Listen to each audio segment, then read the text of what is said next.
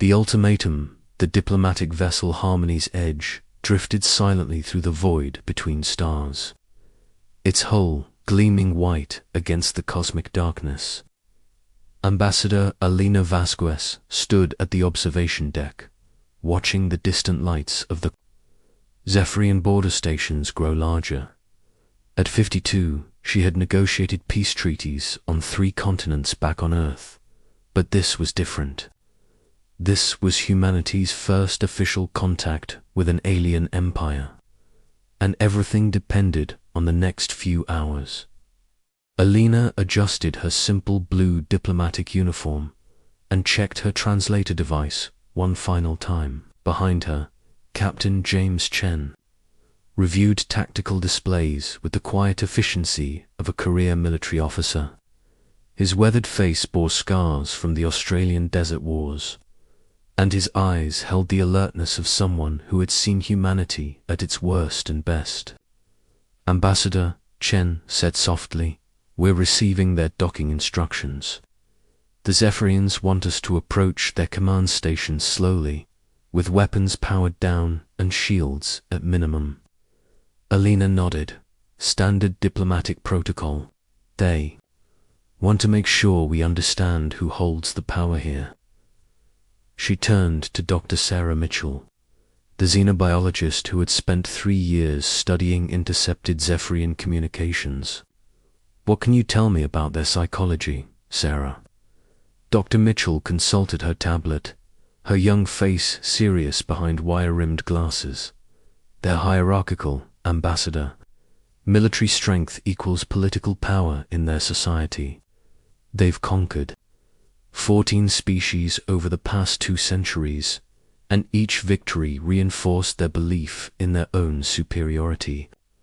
They literally cannot understand why anyone would choose negotiation over conquest. And that," Alina said quietly, "is exactly why we're here." The Zephyrian command station loomed ahead, a massive structure of dark metal and glowing energy conduits. It looked like a weapon designed to intimidate, all sharp angles and threatening projections. As their shuttle approached the docking bay, Alina could see dozens of Zephyrian warships arranged in perfect formation around the station. Each ship was twice the size of humanity's largest vessels, bristling with weapons that could level cities. The docking bay was enormous, designed to accommodate massive military transports. Their small diplomatic shuttle looked like a toy as it settled onto the landing platform. Through the transparent aluminum windows, Alina could see ranks of Zephyrian soldiers in powered armor, their weapons held at the ready. The aliens themselves were impressive, standing nearly 8 feet tall with scaled purple skin and 4 arms ending in clawed hands. Their faces were reptilian, with golden eyes that seemed to glow in the dim light. "Remember," Alina told her small diplomatic team as they prepared to disembark, "we represent not just Earth, but all 47 human colonies. Every word we speak here will echo across the galaxy." The airlock opened with a hiss, and Alina stepped into the alien environment. The air was thick and humid, with a metallic taste that made her nose wrinkle. The gravity was heavier than Earth's standard, making each step feel weighted. But she walked forward with confidence, her small team following behind. High Commander Thaxel waited at the center of the bay, surrounded by his honor guard. He was larger than the other Zephyrians, his purple scales darker and more armored. Medals and rank insignia covered his chest, and his forearms were crossed in what Alina recognized as a dominance display. When he spoke, his voice came through, her translator, as a deep, rumbling bass. "So," Thaxel said, "these are the mammals that dare to settle in our territory without permission." Alina stepped forward, her diplomatic smile never wavering. "Hi, Commander Thaxel. I am Ambassador Alina Vasquez of the Terran Colonial Alliance. We come in peace, seeking dialogue and mutual understanding between our peoples. Thaxel's golden eyes narrowed. Peace, he repeated, as if the word tasted bitter. You speak of peace while your species spreads across star systems like a plague. 47 colonies, we count. 47 worlds that should have asked our permission before settlement. We were unaware of your territorial claims, Alina replied diplomatically. Our exploration ships found no signs of active colonization or resource extraction in those systems. We followed standard interstellar law, establishing settlements only on uninhabited worlds. Interstellar law, Thaxel laughed, a sound like grinding metal. There is only one law in this galaxy, mammal, the law of strength. The strong take what they wish, and the weak submit or die. Dr. Mitchell stepped forward slightly, her scientific curiosity overcoming protocol. High Commander, surely there's room in the galaxy for multiple species to coexist peacefully. Your empire spans hundreds of systems. Our colonies could provide valuable trade partnerships and cultural exchange. Thaxel's forearms spread wide in what Alina now recognized as a threat display. Trade, culture. You misunderstand your position. Soft flesh. You are here to receive our terms, not to negotiate. The massive alien gestured to his aide, who activated a holographic display showing the positions of human colonies throughout the sector. Red markers indicated Zephyrian fleet positions, and Elena's heart sank as she realized they were completely surrounded. Here are our demands, Thaxel announced, his voice echoing through the bay. All human colonies will immediately cease expansion and submit to Zephyrian oversight. You will provide tribute in the form of technology, resources, and labor. Your military vessels will be surrendered to our forces. Your species will serve the Zephyrian Empire as our other subject races do. Alina felt Captain Chen tense behind her, but she kept her own expression neutral. And if we refuse these terms, then your species will be exterminated, Thaxel said, matter-of-factly. We have done this before with stubborn races. The galaxy is vast, but not vast enough to hide from Zephyrian justice. I see.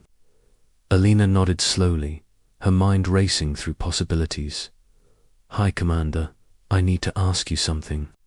In your conquests of other species, have you ever encountered a race that originated from a death world?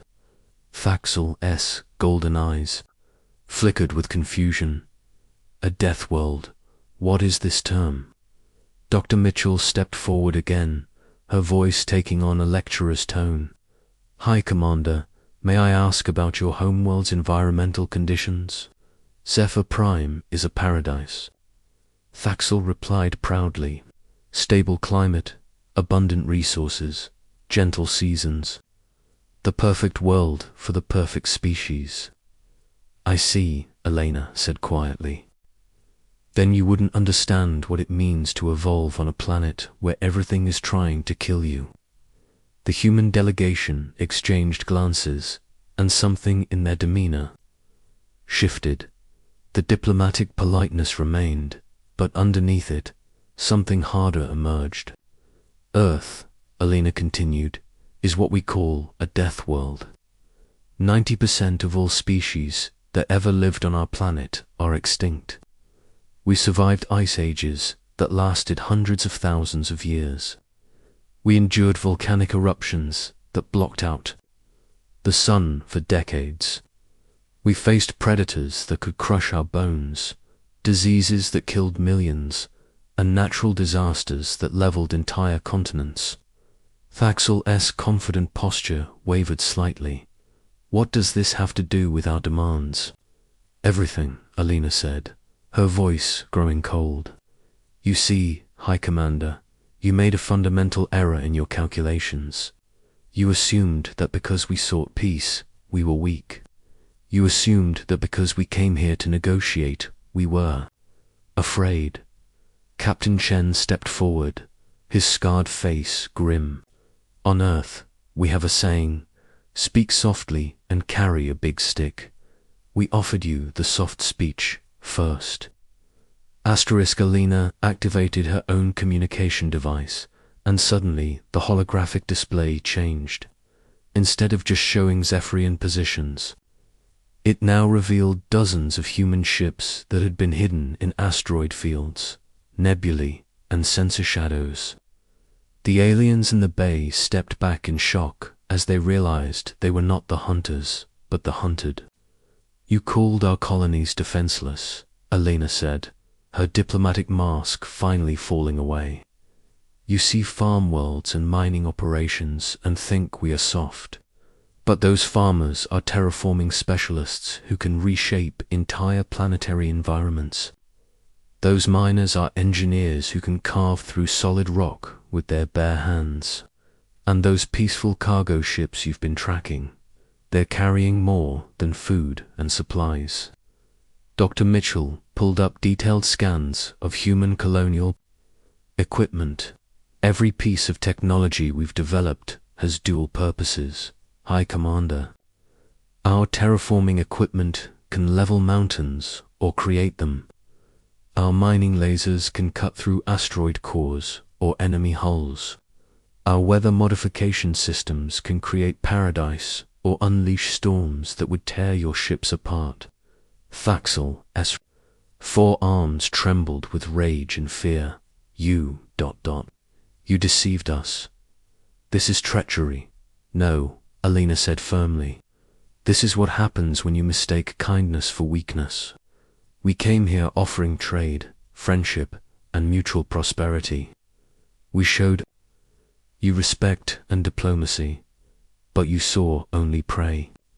The ambassador walked closer to the towering alien commander, her small human frame somehow radiating more menace than his armored bulk. High Commander Thaxel, I want you to understand something very clearly. Humanity survived on a world that tried to kill us every single day for millions of years. We didn't just survive, we thrived. We turned a death world into a garden.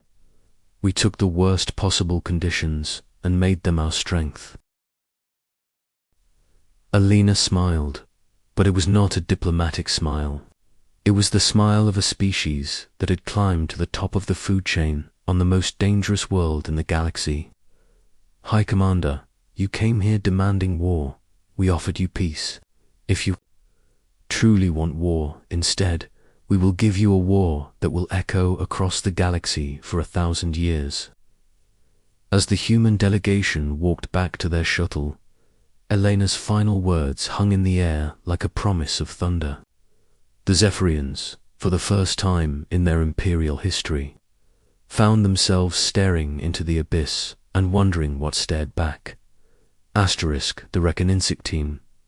Hours after the ultimatum, High Commander Thaxel stood on the bridge of his flagship, the Eternal Dominion, watching the final preparations for what he believed would be the swift destruction of humanity. The massive Zephyrian war fleet, over 300 ships strong, hung in space like a constellation of death. Each vessel bristled with weapons that had reduced entire civilizations to ash and memory. Sir, his tactical officer reported, all fleet elements are in position. The human colonies show no signs of evacuation or surrender. They appear to be continuing their normal activities.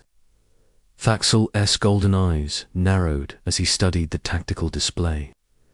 The human settlements looked almost pathetically peaceful from space. Children played in streets, while adults tended gardens and operated machinery. It was as if they didn't understand the annihilation that was about to fall upon them. Perhaps, suggested his second-in-command, war leader Vexstar, they are too primitive to comprehend our power. Some species simply cannot grasp the concept of their own extinction until it happens. But something nagged at Thaxel's mind. The Human ambassador's words echoed in his thoughts. You mistake kindness for weakness. The confidence in her voice had been absolute, not the desperate bravado of a doomed species. Begin the bombardment, he ordered, pushing aside his doubts. Start with the agricultural colony on Verdant Prime. Make it visible to the others. The massive fleet weapons charged with energy that could crack continents, targeting systems locked onto the peaceful farming world below. But as the first wave of destruction lanced downward, something impossible happened. The energy beams struck what appeared to be empty air and dissipated harmlessly. Around Verdant Prime, a shimmering barrier had appeared, absorbing the full power of the alien assault without so much as a flicker. Impossible, Thaxel roared. No planetary shield can withstand that much firepower. His science officer, a nervous creature named Kexlin, studied the readings with growing alarm. Hi, Commander, these energy signatures don't match any known shield technology. The barrier isn't just deflecting our weapons, it's absorbing and redirecting the energy somehow. On the surface of Verdant Prime, Commander Lisa Park stood in what the Zephyrians had assumed was a simple agricultural processing facility. In reality, it was the command center for humanity's most advanced defensive network. The farming equipment that dotted the landscape was actually an integrated system of energy collectors, processors, and redistributors that could turn an entire planet into a massive shield generator. Shield effectiveness at 100%, reported her chief engineer, Marcus Rodriguez. Their weapons are actually charging our capacitors. We could maintain this barrier for years with the energy they're giving us. Lisa smiled grimly. Marcus, what's the status on the other colonies? All 47 settlements report defensive systems online. New Geneva's mining platforms have revealed their true nature. Their mobile weapons platforms. The asteroid belt facilities are already launching hunter-killer drones. And the deep space research stations, ... Double quotes, he paused, grinning. Well, let's just say our friends are about to learn what happens when you anger a species that split the atom for fun. High above, the Zephyrian fleet continued their futile bombardment. With each passing minute, Thaxel's confidence crumbled further. His weapons, which had shattered the defenses of 14 species, were proving utterly ineffective against human shielding. Sir, his communications officer called out, we're receiving a transmission from the human ambassador. Elena Vasquez appeared on the main screen, but she was no longer in her diplomatic uniform. Instead, she wore the simple fatigues of someone who had worked her way up through the ranks of humanity's colonial defense forces.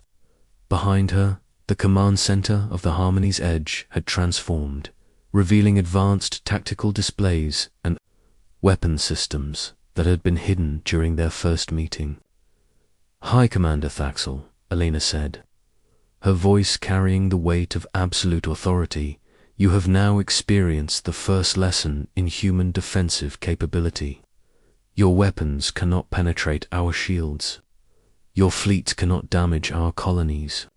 But we haven't even begun to show you what we can do. This is impossible, Thaxel snarled.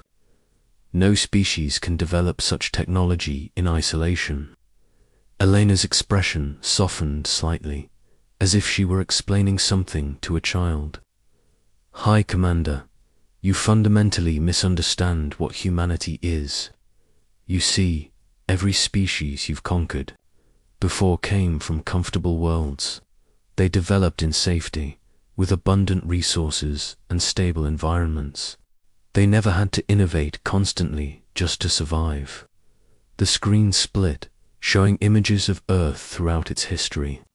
Massive volcanoes erupting, glaciers covering continents, asteroid impacts that blocked out the sun, and through it all, small groups of early humans surviving against impossible odds. We are the children of a world that tried to kill us every single day, Alina continued. Every natural disaster you can imagine, we lived through. Every predator, disease, and environmental catastrophe that could exist, we faced and overcame. And do you know what that taught us? Dr. Sarah Mitchell appeared beside Alina, her scientific demeanor replaced by something harder. It taught us that survival isn't about being the strongest or the largest. It's about being the most adaptable, the most innovative, and the most determined. When your ancestors were living in paradise, ours were learning to turn every tool into a weapon, and every weapon into a tool. Suddenly, alarms began screaming across the Zephyrian fleet. The empty space around them, which had seemed clear moments before, was now filled with human ships. They had emerged from behind asteroids, from within nebulae, and from sensor shadows that shouldn't have been able to hide anything larger than a fighter. But these weren't the small cargo vessels and research ships the Zephyrians had been tracking. These were warships that had been disguised as civilian craft, their true nature hidden beneath false hulls and sensor masks. Massive dreadnoughts that had masqueraded as mining barges, battle cruisers that had posed as scientific research vessels, and worst of all, weapons platforms that had been invisible to all scans until they chose to reveal themselves. How? Thaxel whispered, staring at the tactical display that now showed his fleet surrounded by over 1,000 human vessels. Commander Lisa Park's voice came through the communication system, crisp and professional. Stealth technology, High Commander. When you live on a world where being seen means being eaten, you learn to become very, very good at not being seen. The human fleet didn't attack immediately.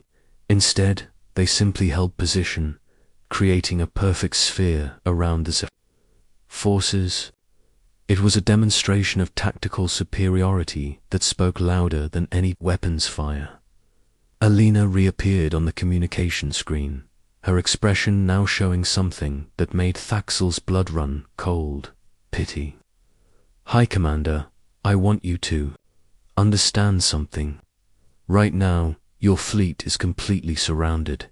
Your weapons cannot penetrate our defenses. Your ships cannot escape our sensor nets. And every single one of your vessels is in the targeting computers of at least 3 human warships. She paused, letting the weight of the situation sink in. But we are not going to destroy you. What? Thaxel sputtered, his forearms flailing in confusion. You came here expecting to fight a weak species that would cower before your might, Alina explained. Instead, you found a species that has turned survival into an art form. But here's the thing about humans, High Commander, we don't fight because we enjoy it. We fight because we have to, and right now, we don't have to. Doctor. Mitchell stepped forward again. Your empire has conquered 14 species through superior force. You've never encountered resistance, because you've never fought anyone who was truly prepared for war. But humanity, we've been at war with our own planet for millions of years. Fighting other species is almost relaxing by comparison. So here's what's going to happen, Alina continued. Your fleet will withdraw from human space immediately. You will formally recognize our territorial claims, and you will establish a non-aggression pact with the Terran Colonial Alliance. And why would we agree to this? Thaxel asked, though his voice lacked its former arrogance. Elena's smile was gentle but terrifying, because the alternative is that we stop playing defense and start playing offense. And, High Commander, if you think our defensive capabilities are impressive, you really don't want to see what we can do when we're actually trying to hurt someone. To emphasize the point, a single human fighter launched from the nearest battlecruiser.